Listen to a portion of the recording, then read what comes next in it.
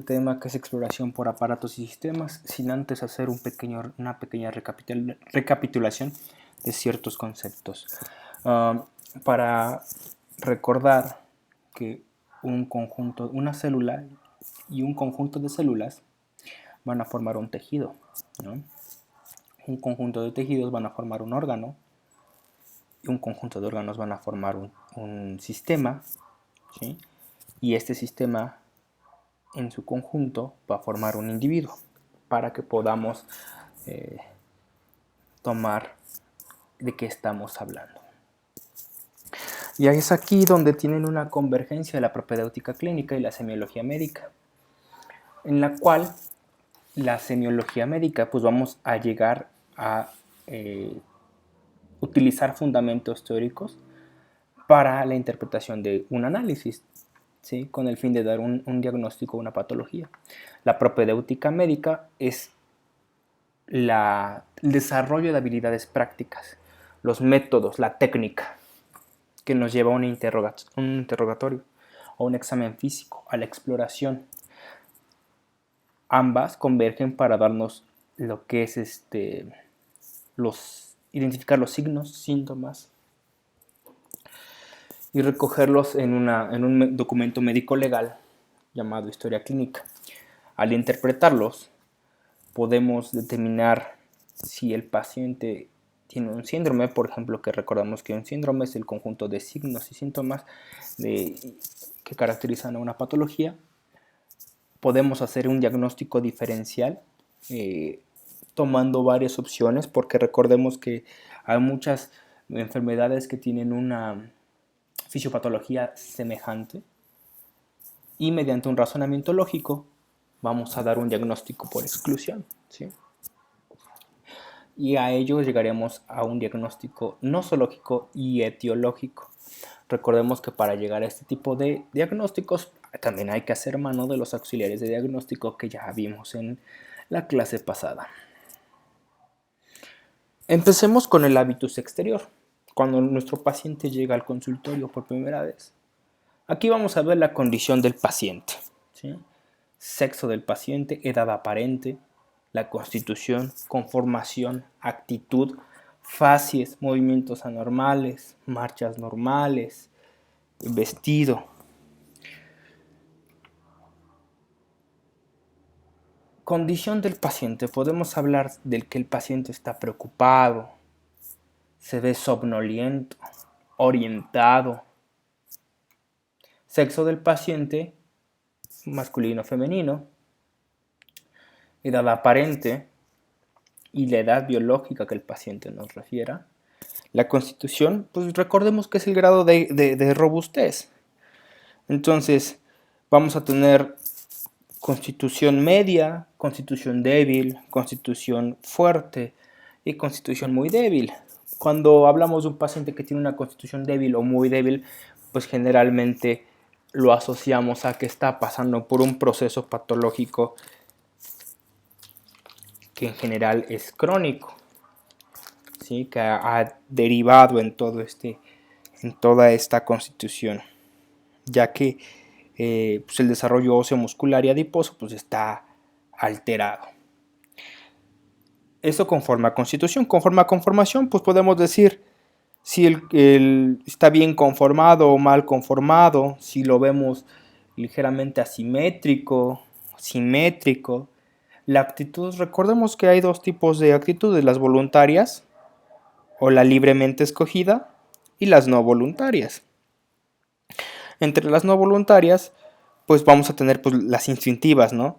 Por ejemplo, instintivo, tú tocas a un paciente que llega a tu consulta por odontalgia en la región del ángulo goniaco, posiblemente por un tercer molar, tú lo tocas y evidentemente va a moverse, ya que para evitar molestias va a evitar el que se ha tocado, ¿no? O por ejemplo, si tienen dolor en el epigastrio, el paciente se va a inclinar para que al tomar dicha posición, pues instintivamente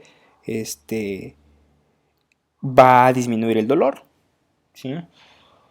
Dentro de la actitud, pues también tenemos las actitudes pasivas, ¿no? En el cual el paciente pues ya no tiene voluntad o se encuentra con funciones vitales gravemente alteradas, ¿no? Por ejemplo, el coma, síncope, ¿sí? También hay actitudes que van a ocasionar posiciones forzadas. Por ejemplo, en un paciente que tiene tétanos hay una característica que tenemos que se presentan los epistótonos, ¿no? A su vez una risa sardónica como de guasón en la cual se mueven la musculatura facial y bucal, peribucal. Entonces es una actitud pues completamente forzada. También hay actitudes plásticas o impositivas o impuestas en las cuales el paciente trata de aparentar algo que no es. Por ejemplo, un paciente con algún trastorno, por ejemplo, histriónico, en el cual trata de llamar la atención, pues va a tomar actitudes diferentes, ¿no? De tratar de obtener esa atención que requiere. Las facies, pues generalmente son las facies, es la expresión involuntaria que generalmente tiene la cara del enfermo, la cara del paciente. Febril, tífica, abdominal o peritoneal, e hipocrática. Movimientos anormales, pues los movimientos anormales pues estamos hablando que son movimientos involuntarios y hay unos movimientos que son fisiológicos, ¿no? En el cual vamos a tener los normales y los aumentados o disminuidos. Por ejemplo, lo que sería la aparición de movimientos normales, pues es la respiración. Si tenemos una alteración de estos movimientos fisiológicos, pues va a haber taquicardia, polipnea, disnea. También va a haber la aparición de movimientos nuevos que no existen, por ejemplo los temblores, los tics.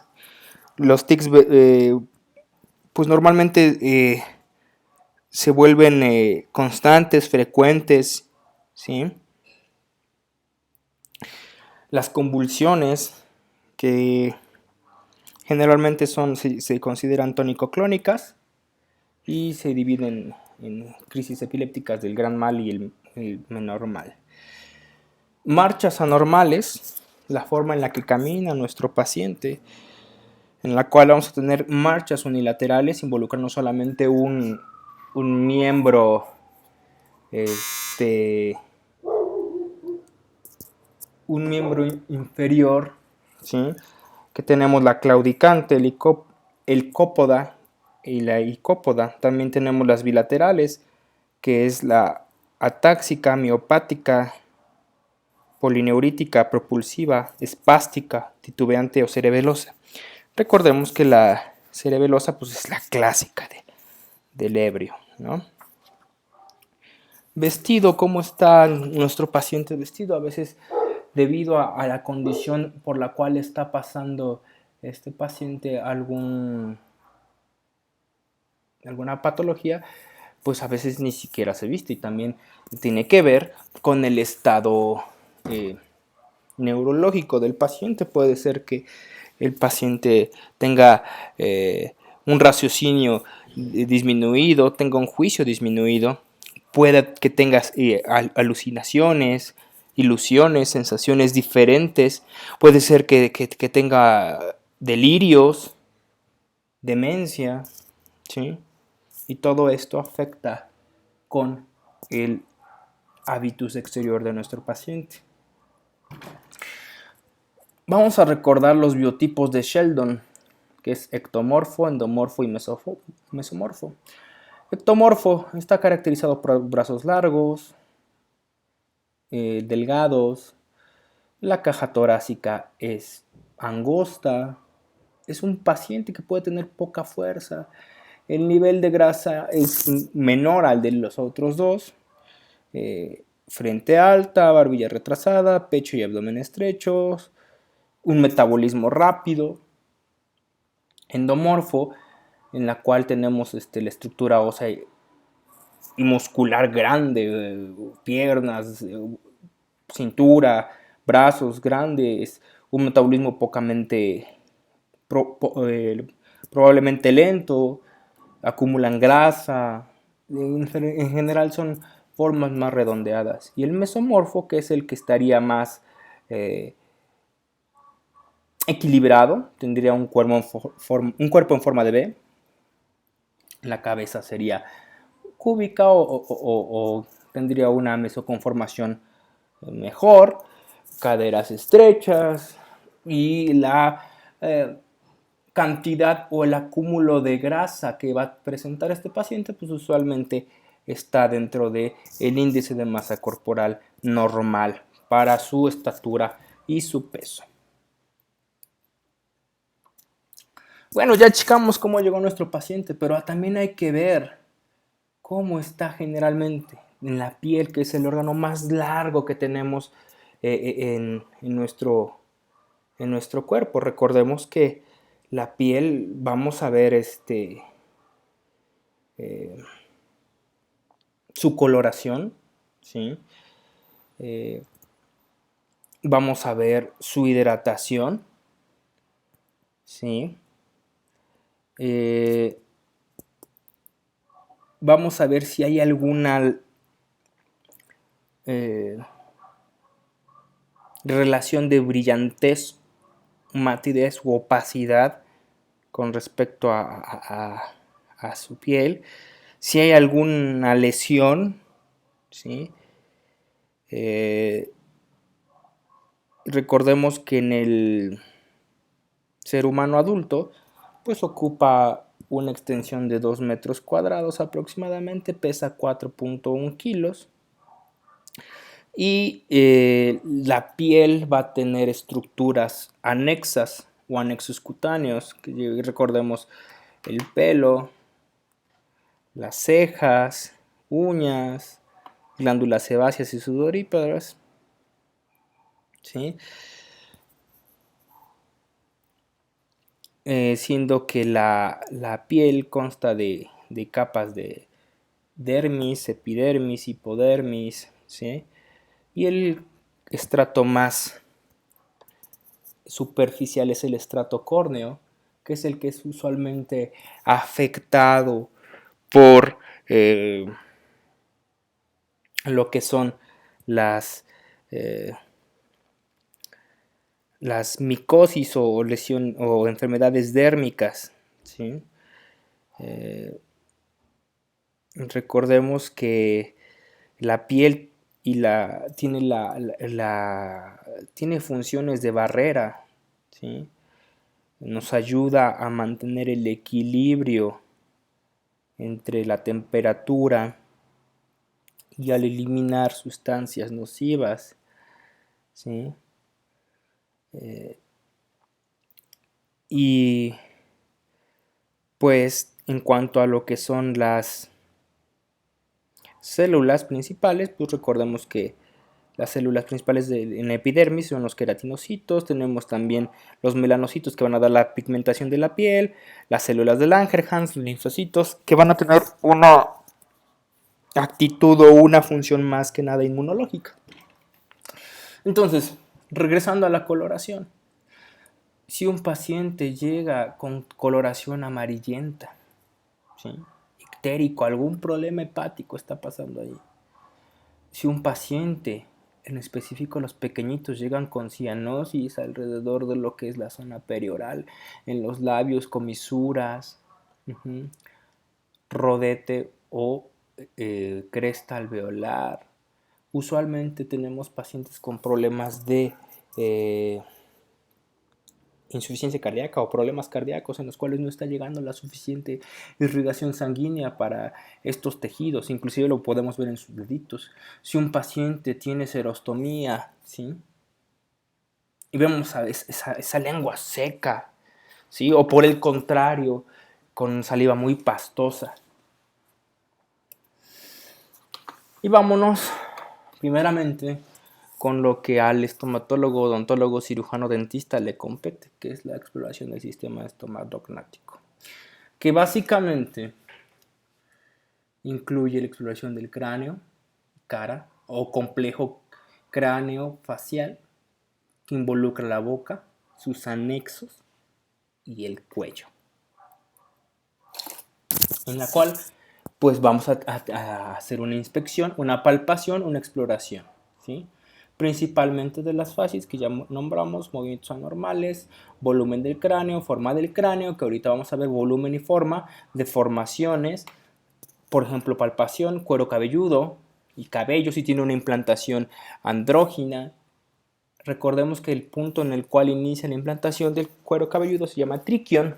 También vamos a valorar el pulso temporal de la arteria temporal, que debe de ser palpable, exploración de nariz y orofaringe, ojos, oídos, en general lo que son oídos y narinas, pues verificar que estén permeables, que tengan movimientos normorítmicos a la respiración en el caso del aleteo nasal, en el caso de la orofaringe que no haya crecimientos, masas ocupativas, puntos dolorosos, exudados.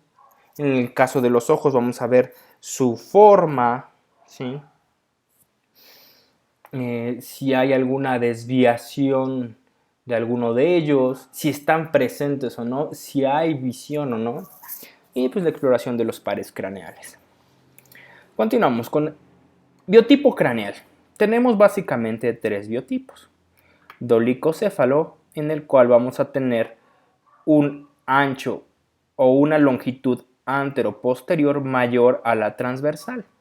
Braquicéfalo, en el cual vamos a tener, pues, no va a superar la longitud transversal a la antero-posterior, pero sí va a ser mayor que el dolicocéfalo, es decir, va a ser más redondeado. Y el normocéfalo, en donde vamos a encontrar un equilibrio de formas entre los diámetros antero-posterior y transversal.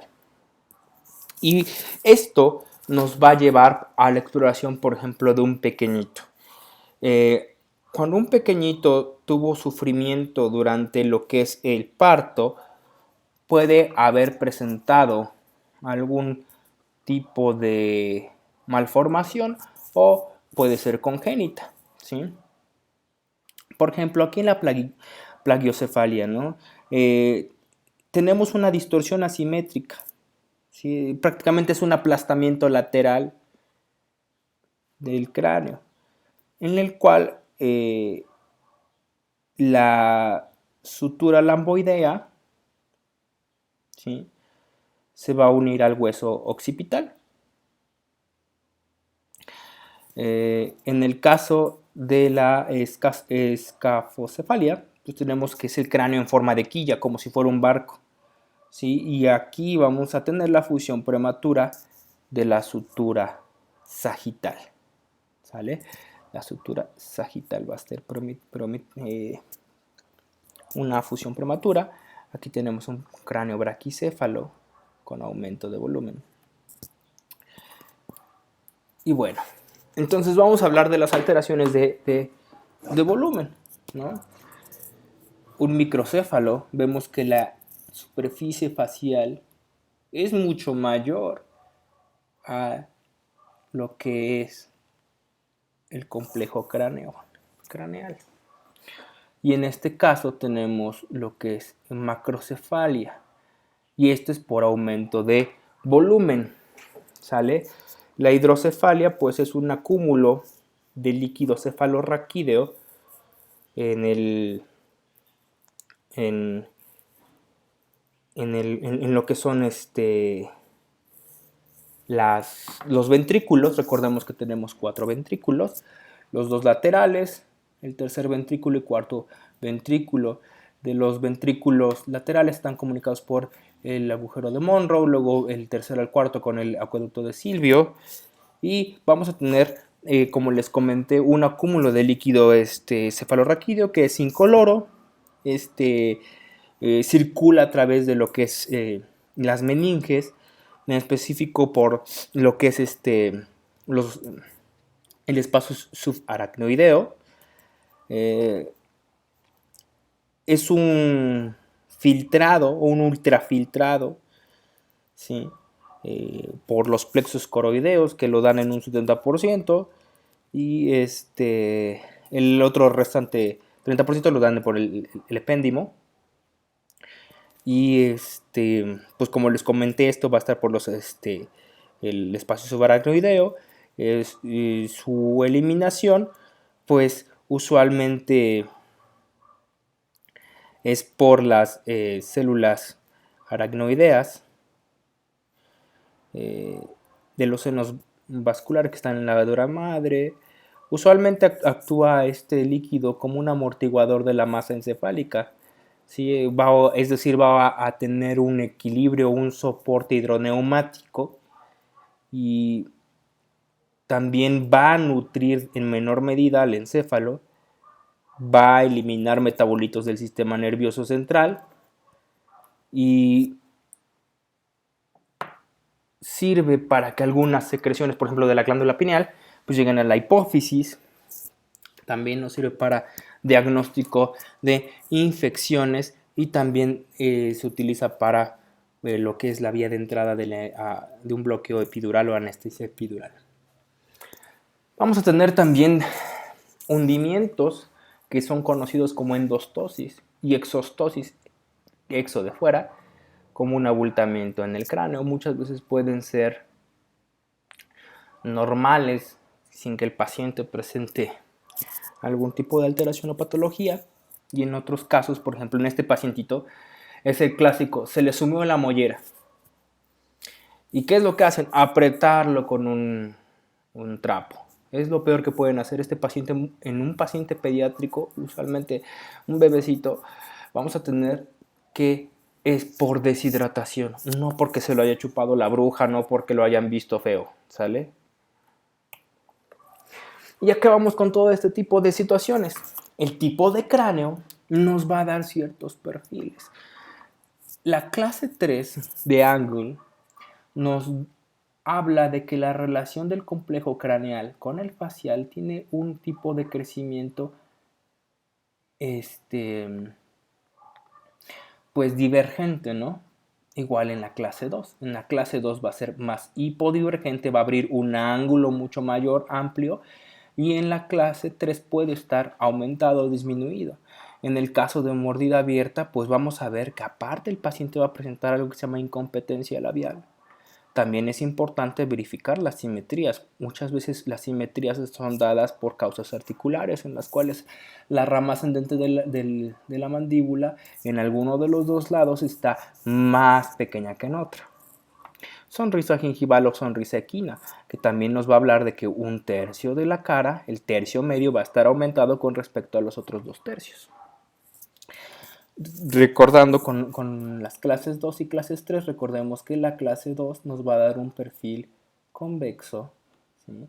Convexo, y el perfil de la clase 3 es un perfil cóncavo o con forma de cara de plato, ¿sí?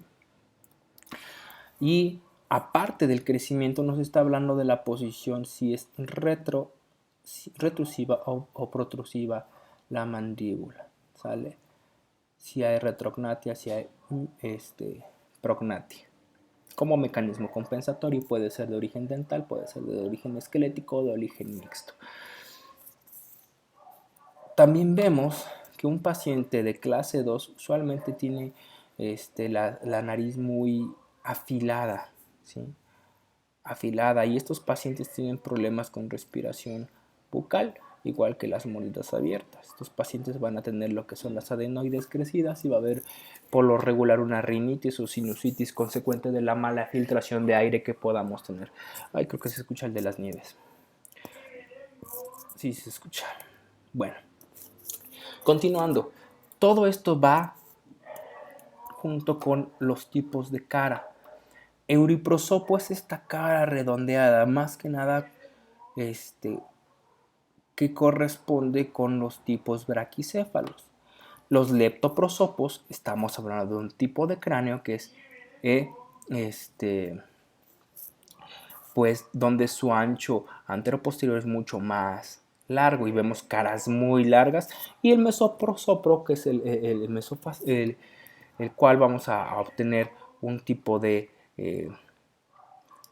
conformación mucho mejor y va a ser más normocéfalo. Entonces, dolicocéfalo, leptoprosopo, euriprosopo, braquicéfalo, y mesoprosopo, pues usualmente es mesocéfalo. Vamos a tener que, para la evaluación dental o la conducta también, como les había comentado, para lo que es las simetrías, vamos a tomar la línea media facial y vamos a hacer lo que es la evaluación de los quintos. ¿Sale? Usualmente viene del borde más externo de la oreja hacia la comisura externa o distal de nuestro ojo. Luego viene de la comisura interna hacia el ala de la nariz y de ala de la nariz a ala de la nariz, y consecuentemente los tercios faciales vienen del triquion al nasion, del nasion a la base de la nariz y de la base de la nariz al mentón. Todo esto tiene que nos ayuda a ver cómo están los pacientes.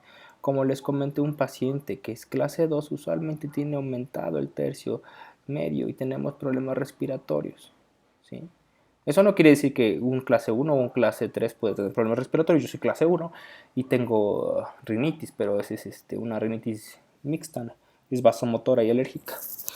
Y tenemos también que en un paciente que es perdón, se trabó mi mouse, clase 3, vamos a tener disminuido usualmente el tercio medio.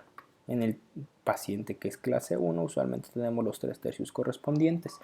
Y todo esto nos ayudan a la posición del cráneo a realizar lo que es el diagnóstico ortodóntico, en el cual vamos a poder determinar los ángulos que que se pueden medir dentro de una radiografía o mediante una radiografía, mediante análisis cefalométricos o trazados cefalométricos, por ejemplo Steiner, Yarabak, Ricketts, etc. Pares craneales. Recordemos los pares craneales. Los pares craneales, ¿cuáles son? Vamos a dividirlos en tres tipos principalmente, lo que son exclusivamente sensitivos, los que son motores y los que son mixtos. Sensitivos, primer, segundo y octavo par, solamente son sensitivos. Motores, tercero, cuarto, sexto, onceavo y doceavo. Y los que son mixtos, el quinto, el séptimo, el noveno y el décimo. ¿Cómo los vamos a evaluar? En el caso del primer par, el olfatorio, pues vamos a darle, por ejemplo, a un paciente, o él mismo te va a decir que no detecta olores, ya sea anosmia, ¿sí? Y se le pueden dar objetos con un olor muy específico, se colocan bajo su nariz y para su identificación. El óptico, que es el segundo par craneal, se examina la capacidad para ver objetos cercanos y distales, visión periférica. El tercer, que es el oculomotor o motor ocular común, la capacidad para mirar arriba, abajo, adentro, ¿sí? Aquí también nos vamos a dar cuenta si el paciente tiene una ptosis, ¿sí? Que es que el párpado se ve caído. También nos va a ver si vamos a tener el paciente con pupilas isocóricas, anisocóricas, ¿sí? Por la dilatación pupilar. El cuarto par craneal, que es el troclear o patético, que es la capacidad igual de ver hacia arriba o hacia abajo. Por eso se le dice patético, porque como es una mirada patética, que da como lástima, ¿no? El quinto, que es el trigémino, recordamos que es un nervio mixto, da sensibilidad y movimiento a la cara. Entonces puede ser desde un estímulo para ocasionar un estornudo, movilidad de los músculos de la masticación, ¿sí? Debilidad, movimientos anormales de la boca. En el sexto, que es el abducens, pues vamos a tener la capacidad de mover el ojo hacia afuera. Entonces, Abducens viene de abductor, es decir, que se va hacia afuera. Recordemos, ABD hacia afuera, ¿sí?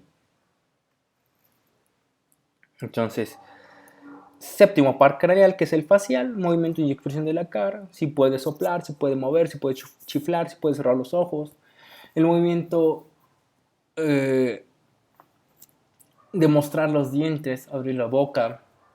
En el octavo par craneal, que es el vestíbulo coclear o el auditivo o estatoacústico, que tiene que ver con el oído y el equilibrio. Aquí utilizamos un diapasón. También hacemos caminar al paciente sobre una línea recta para ver si pierde o no el equilibrio. El glosofaringio, que es el noveno par, movimiento de deglución, ¿sí? Reflejo nauseoso. Hay pacientes que tienen el reflejo nauseoso y lo van a ver en odontología, más que nada en prótesis, donde literal apenas y medio tocas un poquito, en general la úvula, y ya quiere vomitar, ¿sale? El décimo par craneal, que es el vago, ¿sí? Neumogástrico también tiene que ver con la deglución, con la frecuencia cardíaca, ¿sí? El onceavo espinal, un movimiento del cuello, y el doceavo, que es el hipogloso, movimiento de la lengua, en el cual vamos a ver si hay alguna anquilosis lingual. En el caso de la boca, pues vamos a ver su estado. En específico, al odontólogo le interesa lo que es caries, enfermedad periodontal, que ya sabemos que en México es súper común. Hidratación, estado de las mucosas, como les había comentado, serostomía o hiperhidratación. También vamos a ver si no hay un problema de cialolitiasis, en el cual tenemos al paciente que se le forma un cálculo en alguna de las glándulas salivales. Alteraciones en tamaño, forma y número de los dientes. Si hay microdontia, macrodontia, cuántos órganos dentarios hay, si hay anodoncia. Si no hay anodoncia, quiere decir que no hay un diente.